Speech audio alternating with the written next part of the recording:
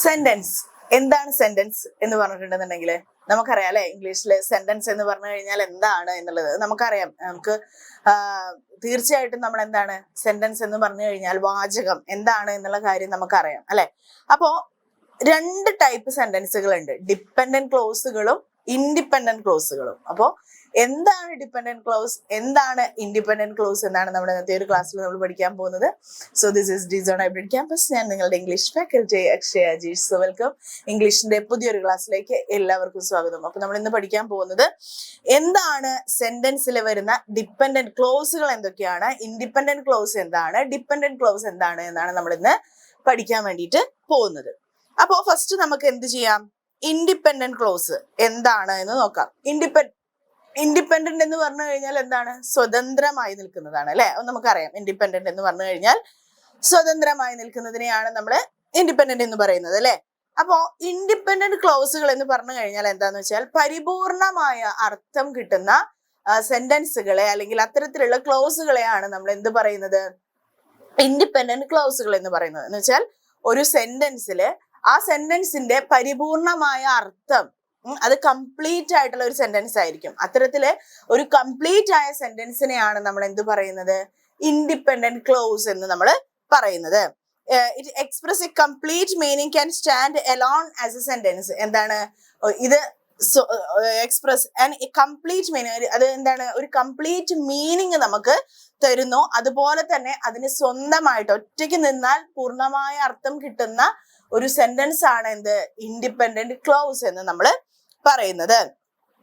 എന്ന് വെച്ച് കഴിഞ്ഞാല് ഹി റീഡ്സ് എന്ന് പറഞ്ഞു കഴിഞ്ഞാൽ അത് ഒറ്റയ്ക്ക് നിൽക്കുന്ന ഒന്നാണ് അല്ലെ. അത് ഒരു എന്താ പറയുന്നത്, ഇറ്റ് സ്റ്റാൻഡ് അലോൺ അല്ലെ. അത് ഒറ്റയ്ക്ക് നിൽക്കുന്ന ഒരു സെന്റൻസ് ആണ്. പക്ഷെ അവൻ വായിക്കുന്നു എന്ന് പറഞ്ഞു കഴിഞ്ഞാൽ എന്താണ്, നമുക്കറിയാം അവിടെ വേറൊന്നും ചോദിക്കാനില്ല.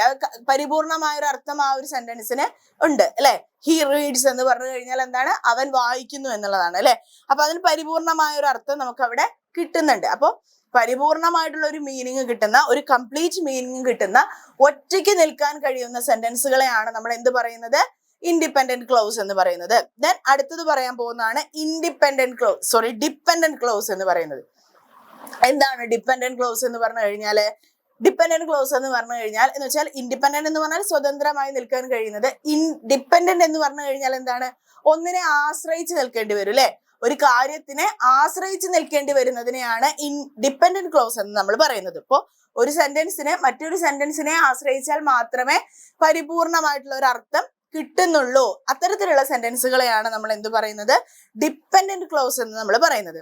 It express incomplete meaning and not stand alone as a sentence. എന്താണ്, ഇത് ഒരു ഇൻകംപ്ലീറ്റ് മീനിങ് ആണ് തരുന്നത്. അതുപോലെ തന്നെ ഇതിന് ഒറ്റയ്ക്ക് നിൽക്കാനുള്ള കഴിവും ഇല്ല എന്നാണ് പറയുന്നത്.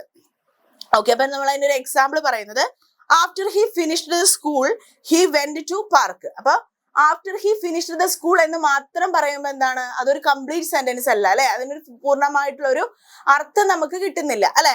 അപ്പോ after he finished the school he went to park എന്ന് പറയുമ്പോഴാണ് അവിടെ ആ സെന്റൻസ് കംപ്ലീറ്റ് ആവുന്നത്. അപ്പൊ അവിടെ ഹി വെന്റ് ടു പാർക്ക് എന്ന് പറയുന്ന ആ ഒരു ഇൻഡിപെൻഡന്റ് ക്ലോസ് അവിടെ ഡിപ്പെൻഡന്റ് ക്ലോസിനോട് ചേർക്കുമ്പോഴാണ് അതൊരു കംപ്ലീറ്റ് മീനിങ് ആവുന്നത്. അപ്പൊ നമ്മൾ എന്താണ്, ഒരു സെന്റൻസിന് ഒറ്റയ്ക്ക് നിൽക്കാൻ കഴിയാത്ത അല്ലെങ്കിൽ ഒറ്റയ്ക്ക് നിൽക്കുമ്പോൾ പരിപൂർണമായ അർത്ഥം കിട്ടാത്ത സെന്റൻസുകളെയാണ് നമ്മൾ എന്ത് പറയുന്നത്, ഡിപ്പെൻഡന്റ് ക്ലോസ് എന്ന് പറയുന്നത്.